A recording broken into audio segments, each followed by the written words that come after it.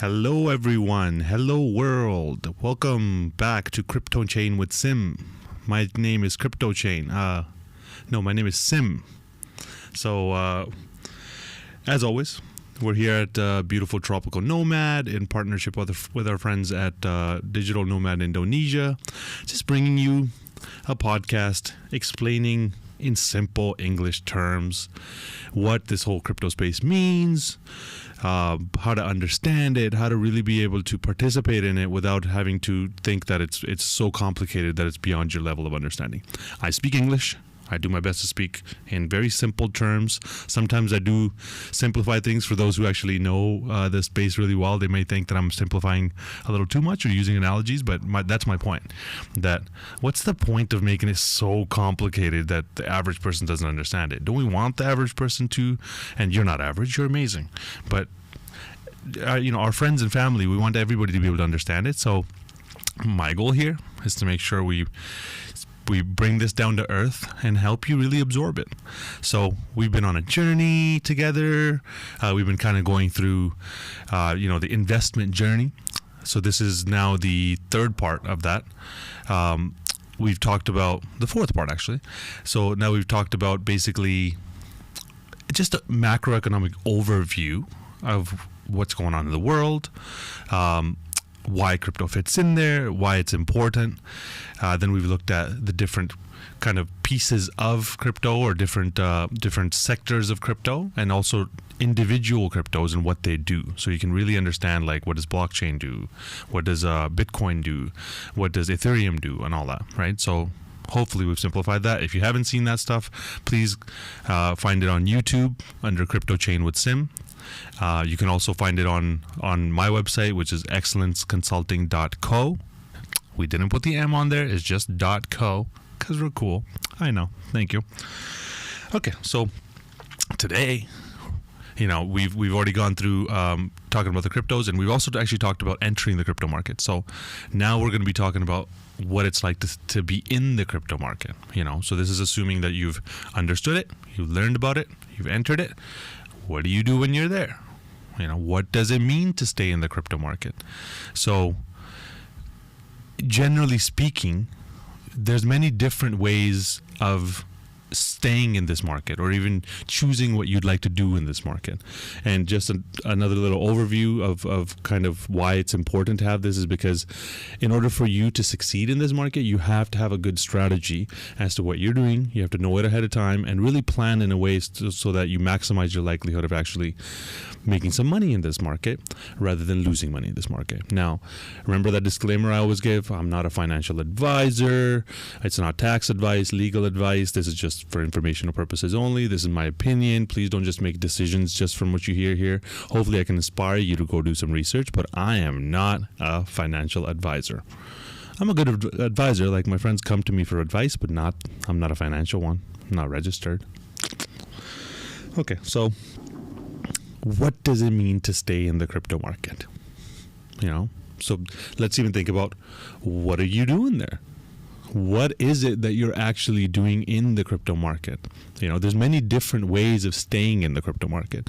So the traditional way of kind of thinking about it that most people think about, and the route that most new people take, is you're going to invest, right? So you're effectively going to put some money in, you're going to put it into some coin. So there's kind of two ways of even thinking about your strategy for that. So there would be one type of investing, which is long-term investing.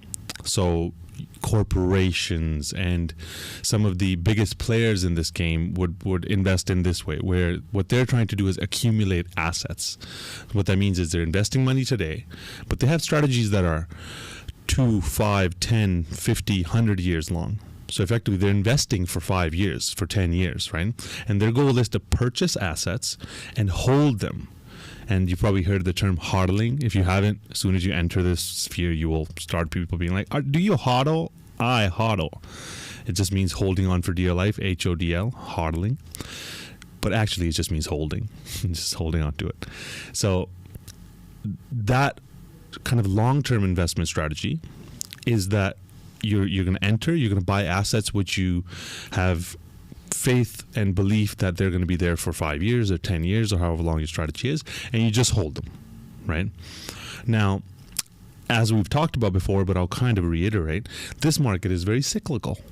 So because this market goes through these very defined cycles where it, the Bitcoin halving happens, that causes the supply of Bitcoin to drop, which causes the price of Bitcoin to spike, which causes the price of the rest of the coins to spike.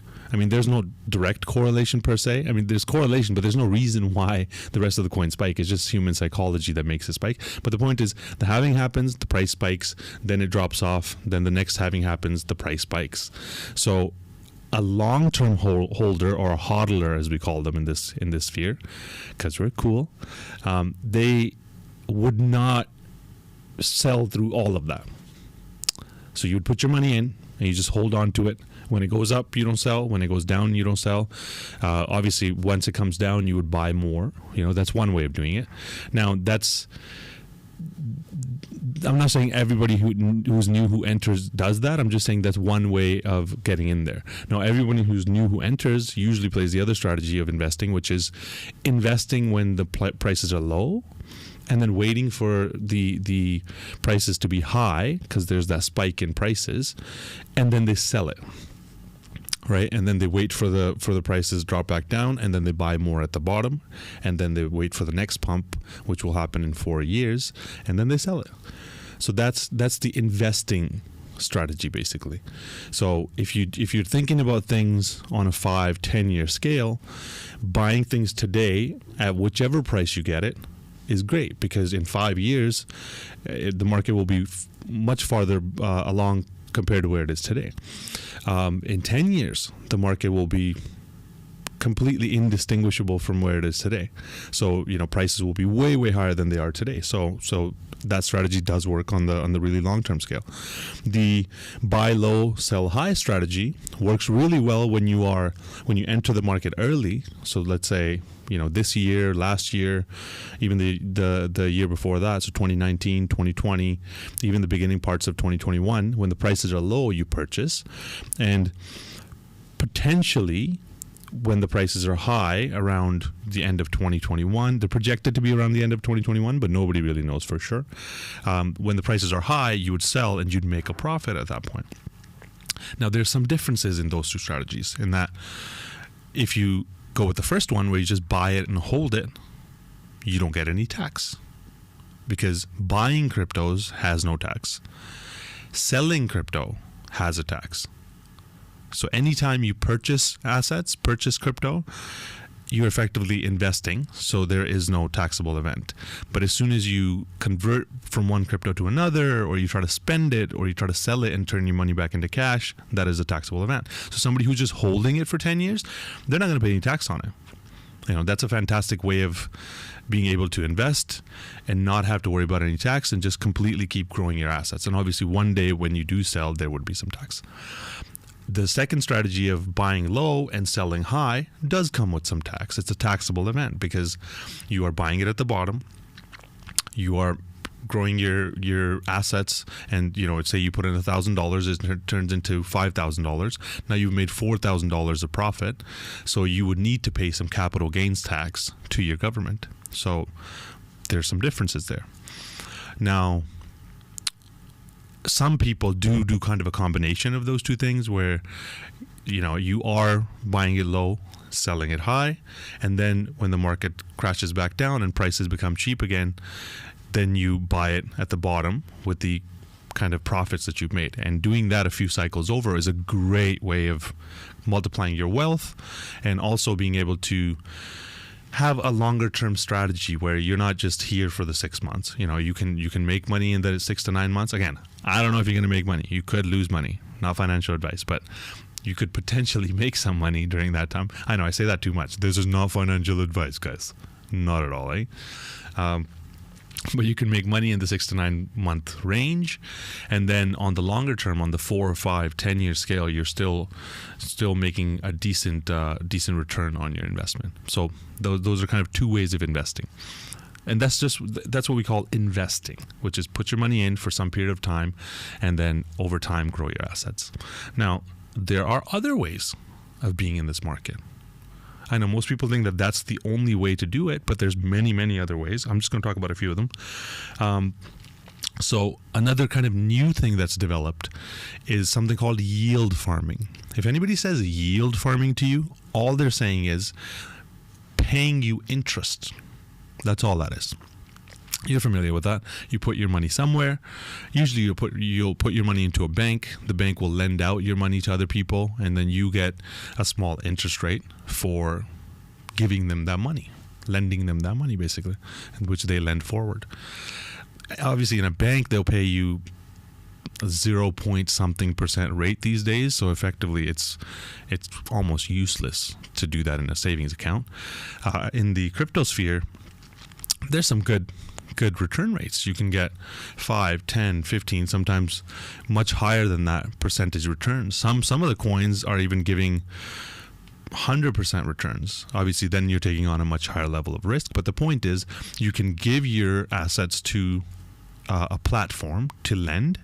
They'll lend it to other people, and they'll give you a percentage back for allowing allowing them to be able to borrow your money. So that's a good way of making consistent returns and reliable returns. It does come with some risks, obviously, because you are handing over your assets to another platform. They could get hacked. Their tokens could have issues. There could be a plethora of things that could happen. So you are taking on some risk, but that's one way of doing it, where instead of investing, you give your money over to a platform and they lend it and they give you an interest rate. That's called yield farming. Great. Another way of doing it is something called staking.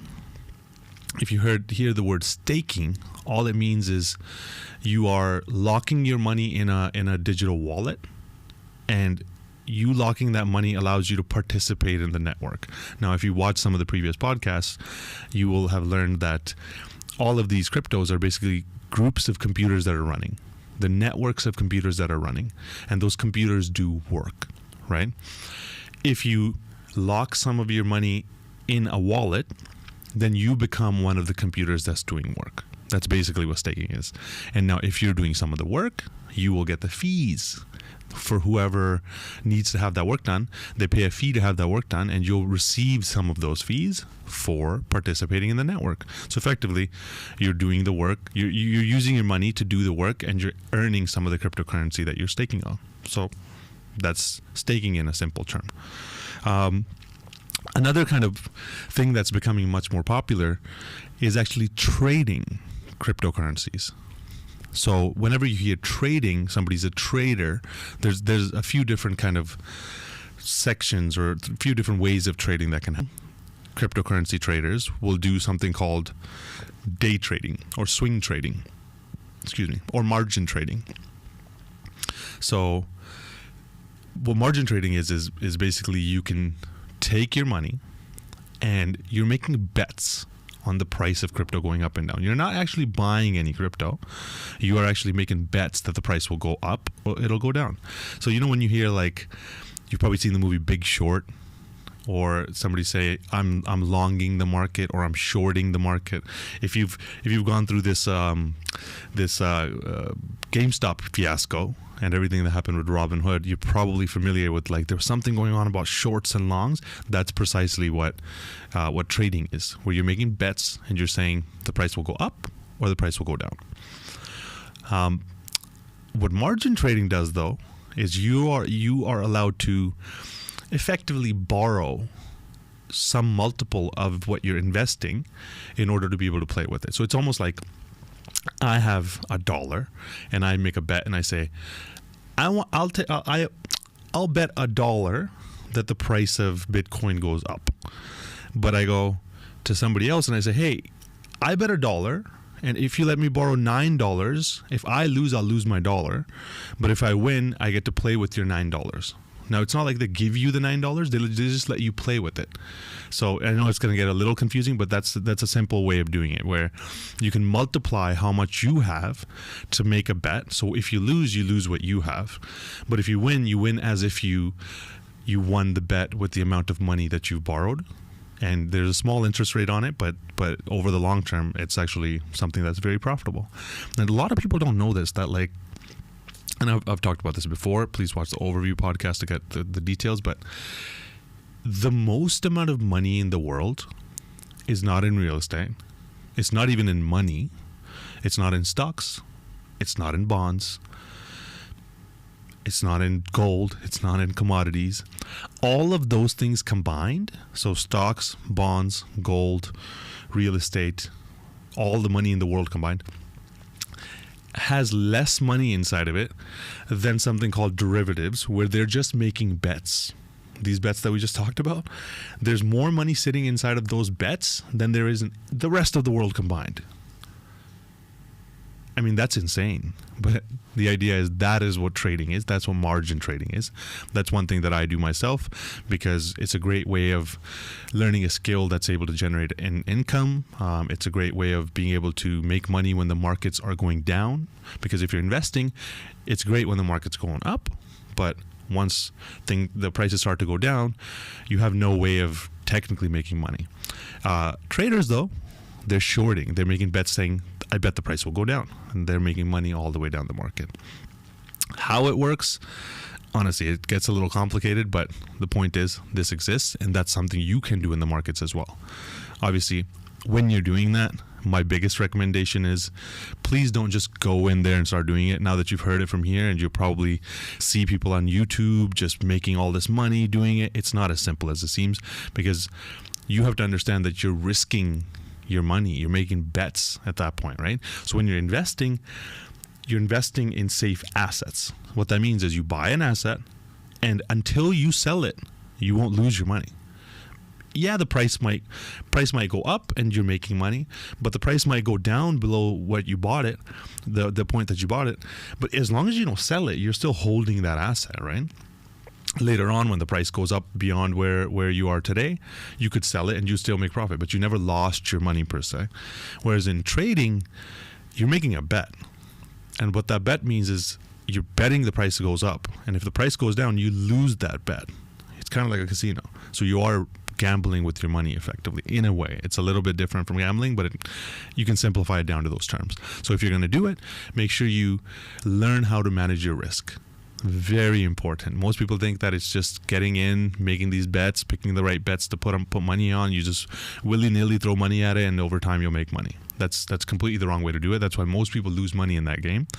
It's only the professional traders who are going to actually win out, and they have strategy, and they make sure that they're coming from a place of understanding what's going on and having risk management, and they have risk calculators, and they have a lot of things working for them that the average person doesn't do. And that's why, again, the average person will lose money. The professionals will make money in this game. So that's trading for you. Trading also has another kind of piece to it, which is futures trading. That's in simple terms, that is the same thing again, where instead of borrowing money from somebody, you're just betting that the prices are going to go up and down. In its fundamental nature, it's a little bit different. You're buying now and selling later, and selling now and buying later. But let's just simplify it and say, anytime somebody says I'm trading futures, they're effectively again making a bet that the price will be higher later or price will be lower later, and that's what they're doing. They're traders. Another way that you can stay in the market. Let me get comfy here. Okay, now that we're comfy. Another way that you can enter the market and participate in the market. So let's think about, when you're investing, you're putting your money ideally into safe assets, into assets that you know are going to be there tomorrow, that they're not just going to disappear, that they aren't scams, that they're going to make you money, that they're reliable, right?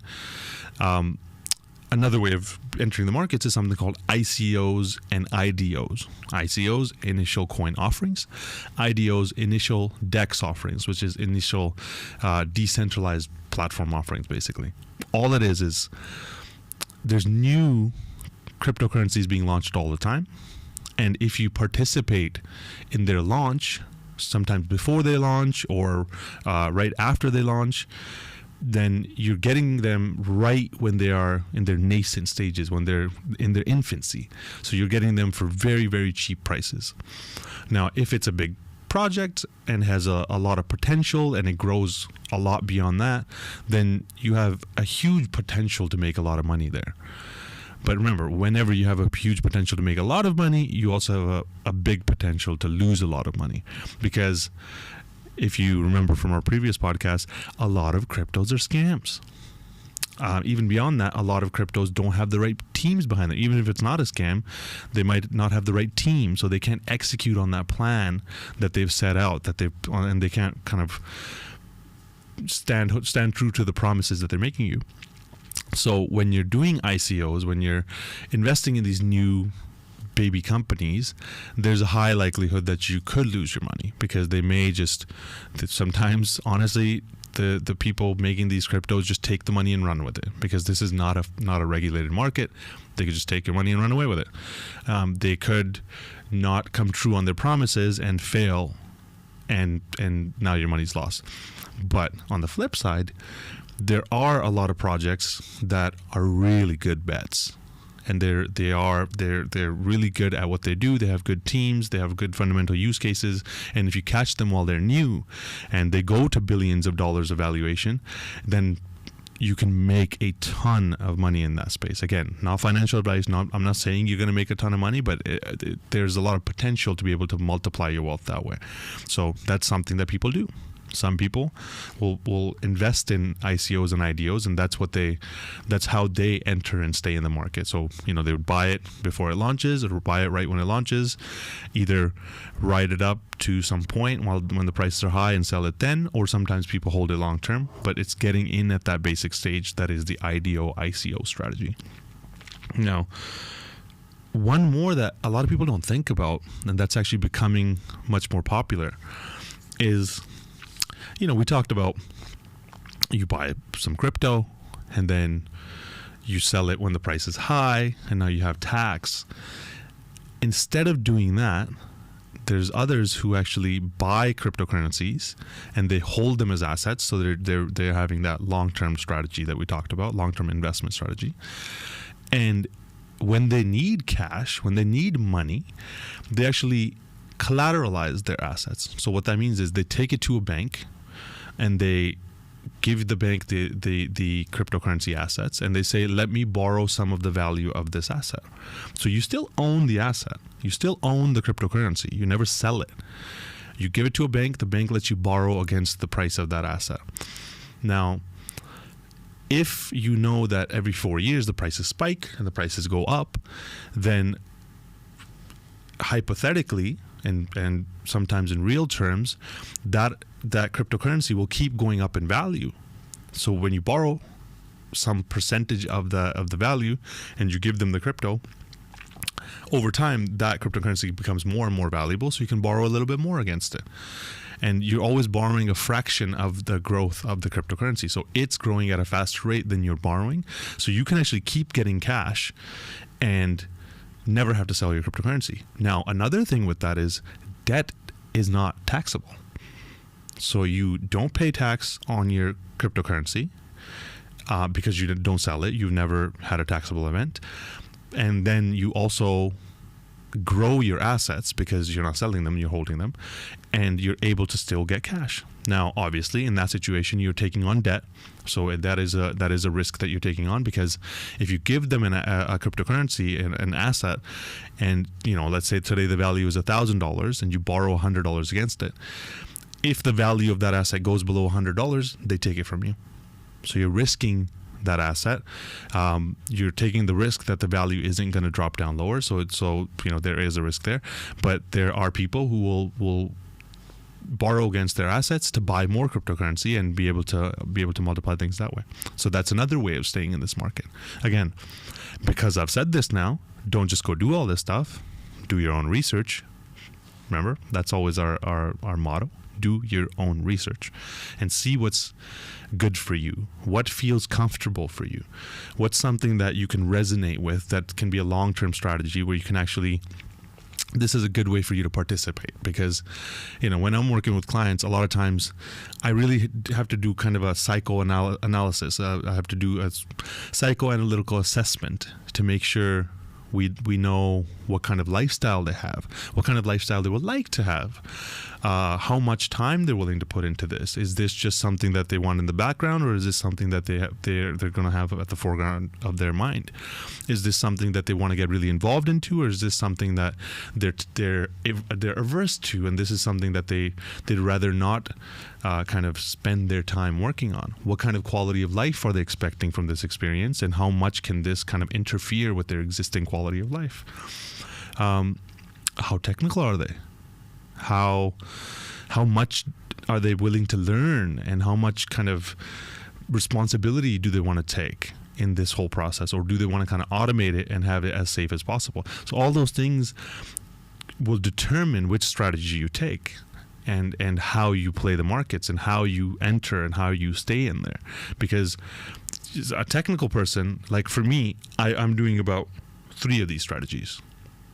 You know, I've split up my portfolio in a way so that I can actually do multiple, and I really like the fact that I have to learn about it, and you know, I've taken months and months to learn some of these pieces, taken years to learn some of these other pieces, but for me that's fun, so I really enjoy it.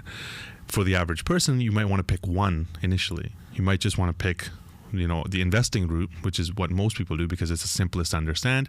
It's the lowest risk as far as making sure that, you know, you're not going to lose your money as long as you don't sell it. So you have to determine what you'd like to do and how you'd like to do it. Okay, great. So now let's, you know, if we're talking about how to stay in the markets, now you kind of understand these aren't all the ways, but these are kind of the biggest, the most well-known and used ways of staying in the market. So, okay, you've chosen one, you've developed that into your strategy, and you know, this is what I'm going to do, this is how long I'm going to do it for, and you enter the markets. Now you're in there, now you're sitting in the markets. You have to make sure that whichever strategy you choose, your risk management is going to be one of the most important pieces of it. So if you're investing, you have to make sure you spread out your risk. You are not completely invested in just one crypto. You maybe aren't just putting all of your money into some unknown cryptos and hoping that you make, you know, 1,000 times profit and you're shooting for the moon. That's not a very smart way of doing it. You also want to make sure that you're not just in one industry, that you spread it out across different industries and different use cases, because everything is not foreseeable. Something could happen which you're not predicting.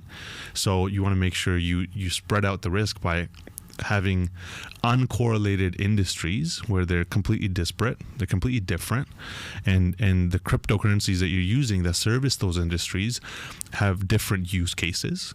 You want to make sure that you have, you know, some really safe ones like Bitcoin, Ethereum, some kind of medium risk but also medium reward. Again, not financial advice, but this is just what the average person does. That a smart investor would make sure that they have some really safe ones, some that will give them more reward but are a little bit riskier, some that are a little bit down the risk curve. So like, you know, for me, staying in that top 100 is really healthy because they tend to be tried and tested projects. Some of them, actually a lot of them, might not be there in 4 years, but picking the ones that you really resonate with, that are in different industries, that have proven use cases, that's a great idea. And then if you want to, you know, take some small part of your portfolio, and in simple terms, when we say, you know, a small part of your portfolio, that literally means out of all the money that you invested, a small part of that money, and put it into the riskier ones where, you know, you're investing it into really small coins, and maybe if it goes, it makes you a lot of returns. But spread it out into different industries, different cryptos, different risk levels, and have a balance so you understand, okay, this is what I feel comfortable with. You know, some people like to take more risk because they're looking for higher levels of reward. Some people are not really comfy with that, and they would have a hard time sleeping. So you would want to go into something a little bit safer so you can get a good night's rest. Because let's be honest, it's all about a good night's rest. It's all about quality of life. For me personally, and you know, that's something that I always make sure that I resonate. That it's all about quality of life, and whatever does that for you, that's a good idea to do. Okay, so you figured out the risk. You're like, this is how much risk I'm taking. This is what I'm doing in the markets. I'm in. Another question I constantly get is, which exchange do I keep my crypto on? That's a good thing to think about. So if you're buying, which exchange you keep it on? And the answer for me is no one exchange. You ideally don't want to keep, all of your money in one bank, and you don't want to keep all of your eggs in one basket. If you're collecting eggs and you have baskets, you don't want to put all of your crypto just in one exchange, because that is also part of risk management, that you want to make sure that you have multiple exchanges. You have multiple places that you can put money on and take money off. The reason why is because anything could happen. The exchange could get hacked. You could get hacked, and then the person has access to all of your money from one exchange. And honestly, it's the person that usually gets hacked. It's less than the exchange. They'll hack you as a person, because you're much easier to hack than an exchange. But also, the exchange could have an outage. When you're trying to sell, and especially when these markets get really hot and there's a lot of kind of volume that's being put through, so a lot of transactions that are happening, exchanges have outages. The account could get blocked. There's many different things that could happen which lend themselves to you not having just one exchange. So have minimum 2, but I recommend 3 or more exchanges. That way you have multiple kind of redundancies to make sure you can get your money off and get your money on. Get your money on and get your money off. Get your money on and get your money off. Do the get your money on, get your money off dance. So, which exchange you keep it on? You have multiple exchanges. Now, I'm not saying just keep it on the exchanges. Even the storage part of it, there's a lot of different ways of doing that. Some people, they like to keep it on an exchange. They feel comfortable that the exchange is like their bank. They have safety measures in place to be able to store the stuff. And if you trust the exchange, you can keep it on an exchange, multiple exchanges. Some other kind of people in this market, they are here because they've kind of lost trust in the banking system. And the whole point of cryptocurrency is supposed to be that it's decentralized and there's no central authority that you need to trust and let hold your assets. So they'll actually hold it themselves. That's the beautiful thing about cryptocurrency, that you can literally hold it yourself. So what does that look like? You can move it and put it into your own wallet. So what that means is basically it's a computer program that you can put your own cryptocurrencies into effectively. So the way you access cryptocurrencies is through something called a private key. And that private key is tied to a public key, and the public key is where all of your assets are stored. I'm not going to go too deep into that, but the idea is that public key is tied to the wallet, and that public key is like the account number that you give out to people so they can transfer things to you. You can publicly give it out to people. The private key is the password effectively to get into that wallet. And that's what a wallet is.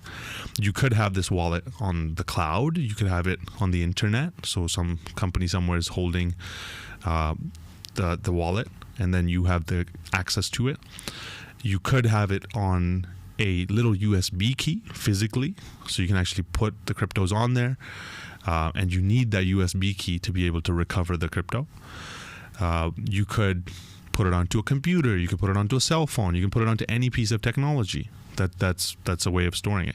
Now, some people, what they do is they just take that private key that we're talking about, which is the ability, that's your password to be able to enter your wallet, and they just write it on a piece of paper and they hide that piece of paper. That's called a paper wallet. So effectively, anybody who has access to that piece of paper could access the money, anybody else couldn't. It's a beautiful thing in cryptocurrency. You can literally become your own bank with a piece of paper. Some really kind of even crazier people, I know, I'm just kidding. I love you, my crazy people. They actually will put their cryptocurrency onto a wallet, and that wallet will come with a 24-key passphrase, sometimes less, but a passphrase basically. It's a bunch of different words in sequence. And they'll memorize that sequence of words.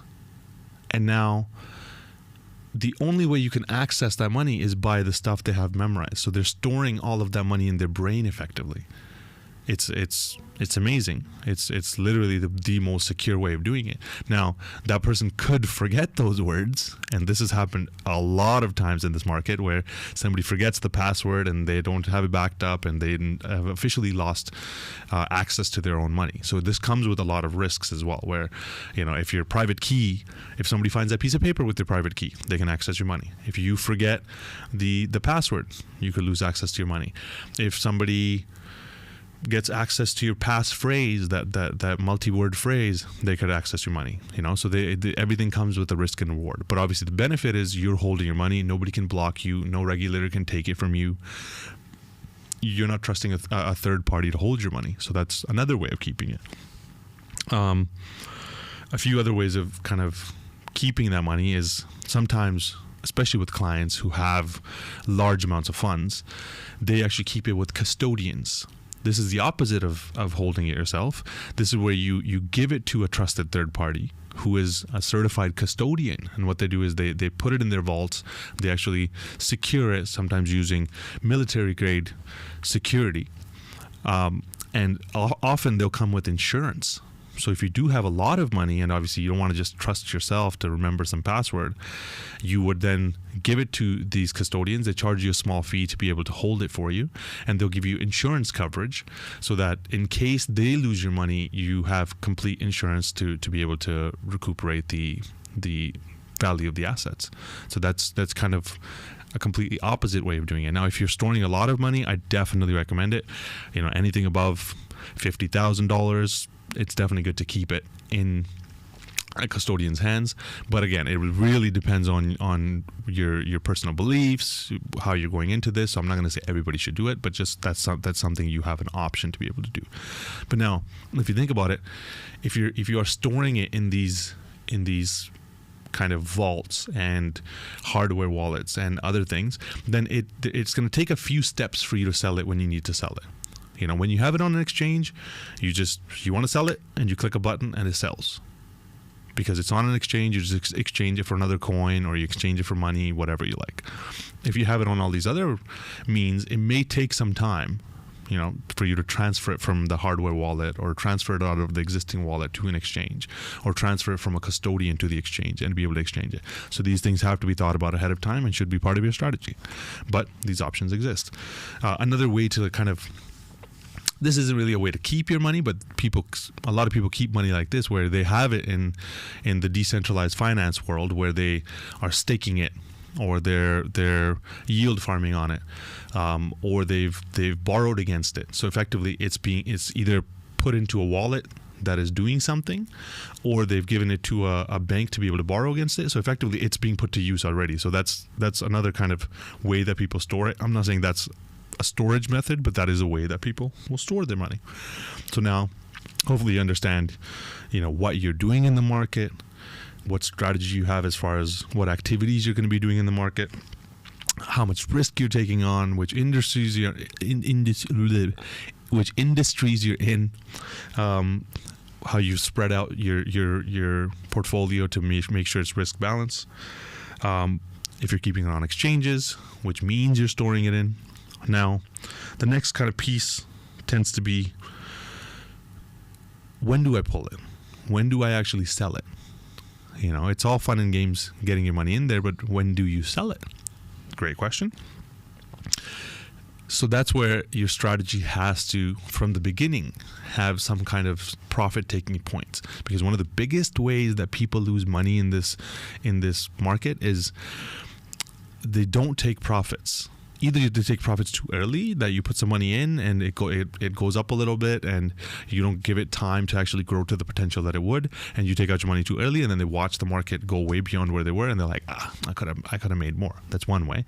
But the more common way is putting it in and not taking profits along the way, and then the market goes up, and then it drops off, and the prices get way cheaper, and then you're watching all of that money that you potentially could have made just basically disappear. So you have to have set profit-taking points set ahead of time.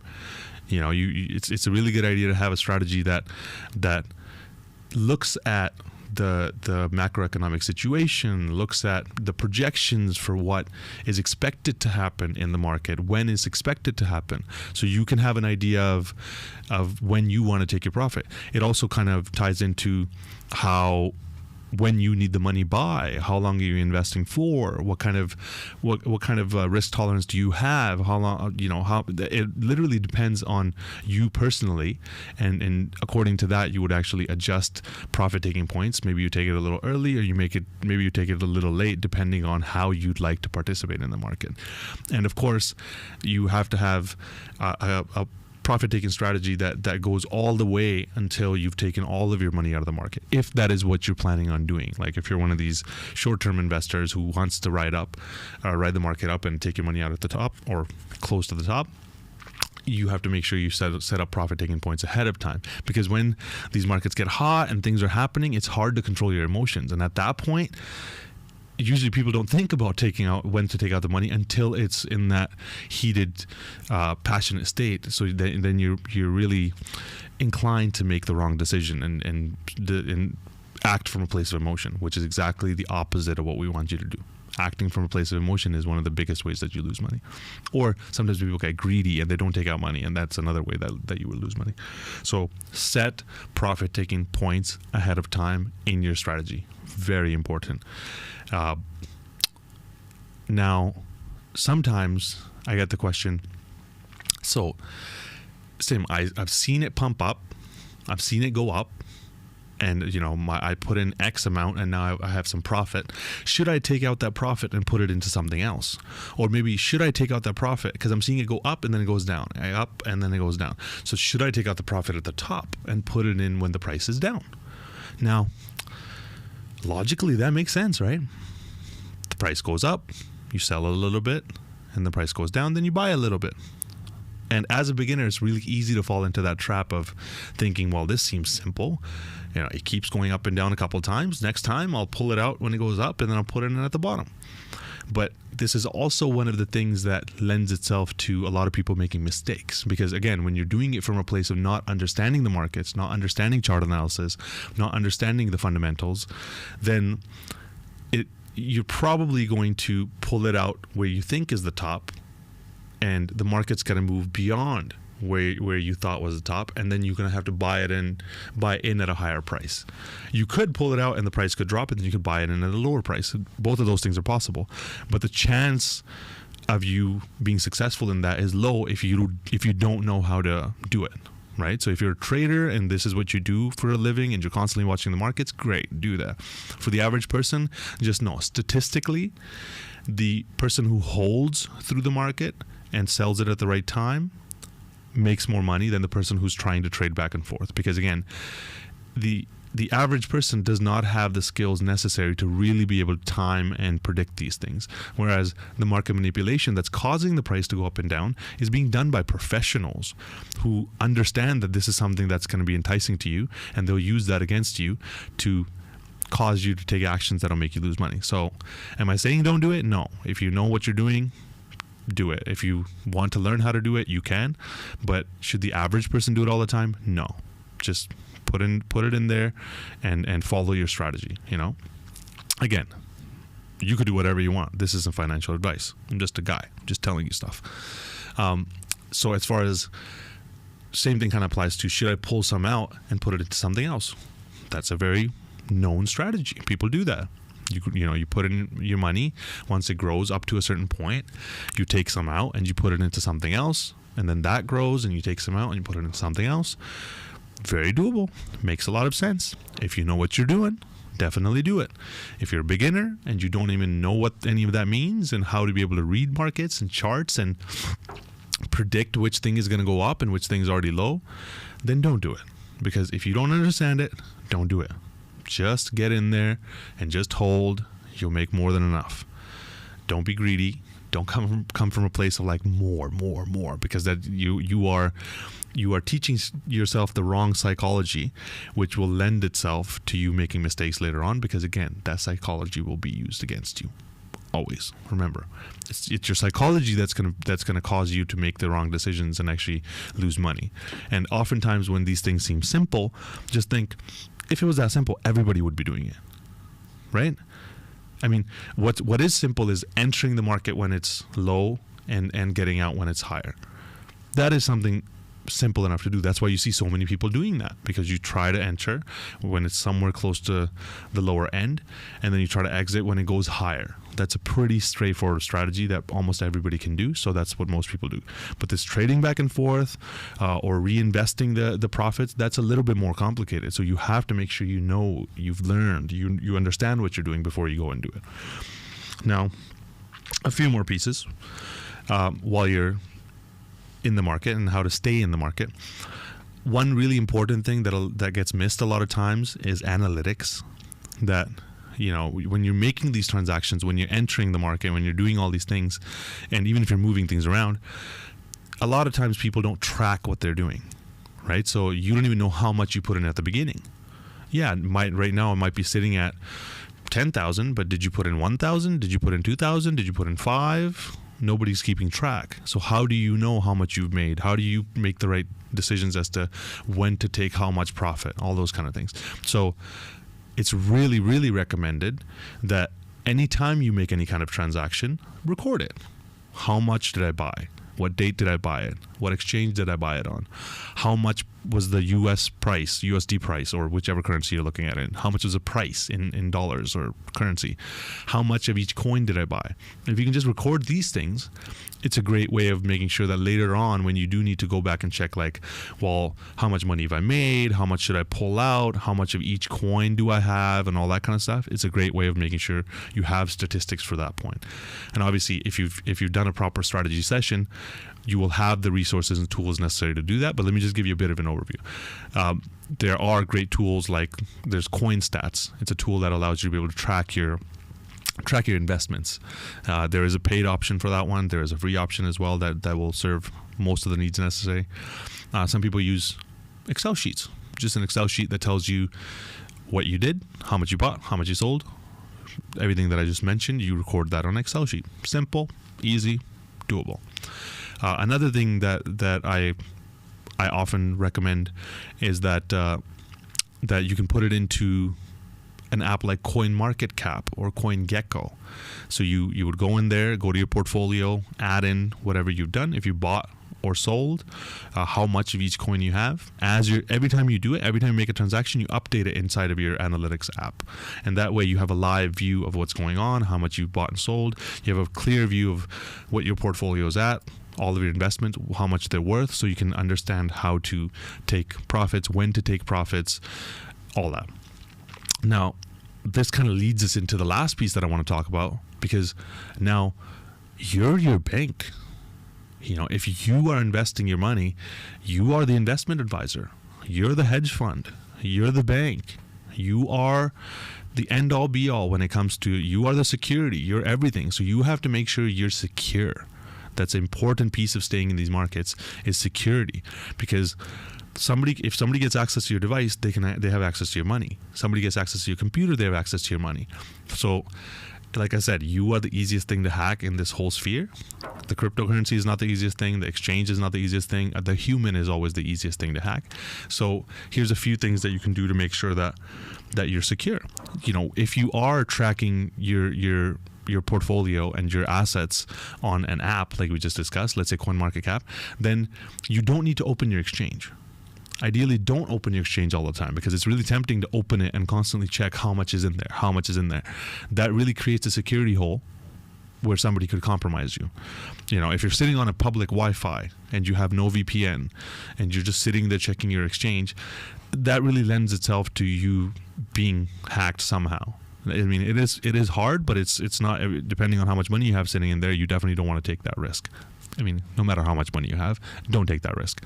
You know, keep your exchange closed, keep your portfolio tracked on an app on the side, so you can check how much you have without ever opening the exchange. You know, a bank doesn't open the vaults all the time to actually look inside to see how much money they have, right? They have like a computer system that tells them how much money they have. It's the same way. You're the bank vault now. Don't just open the bank vaults all the time. Only go into your exchange to buy or sell. Otherwise, just follow the analytics app. It'll tell you what it is. Great. That's a great way of being secure. obviously never share your logins, never share your passwords, never share that private key that we mentioned.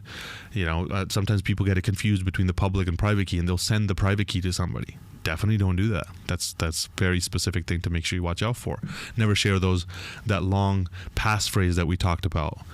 That gives you access. Never share that little piece of paper, obviously.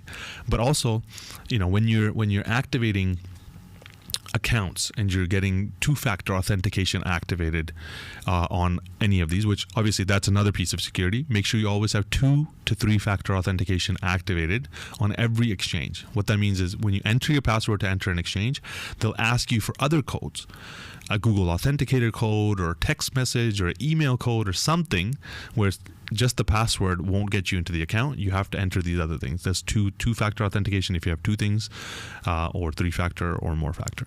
But when you do that, a lot of exchanges allow you to set up Google Authenticator accounts. It's a 2-factor authentication app that allows you to enter a code.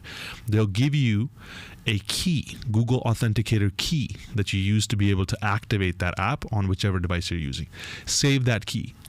Make sure you save that key somewhere safe, because if you lose your phone or something happens, you will need that key to be able to activate the Google Authenticator app, and you might not be able to access your account without that. So make sure you save that. Great security tip. One of the final and the biggest piece that I'm going to tell you about staying safe with crypto is don't go around telling people you have crypto. Don't scream it from the rooftops. Don't post it all over your social media, and don't run around, jumping for joy every time you make money and telling people, hey, I just made this much money. Like, that's a great way of becoming a target for people so that they can actually try to get that money from you, right? So obviously be very careful about who you share your portfolio with and who you share the knowledge with that you actually have some crypto, right? So that's just a fundamental fact. Like, the richest people in the world don't run around screaming, hey, I have billions of dollars, come and take it from me, right? Good way of staying safe. So that kind of gives you a general overview of how to enter, how to decide what you're going to do in this market, how to make sure you manage risk in this market, how to take some profits, have a strategy around that, how to stay secure, how to store your cryptocurrencies, and just in general how to participate in this market intelligently. So hopefully I've given you a lot of value and a lot of knowledge as to what kind of stuff you can do and what pitfalls you don't want to have. And in the next piece we'll be discussing how to make an exit out of this thing. So thank you so much for listening. I really appreciate you as always. I'll see you next time. Till then, sayonara. See ya.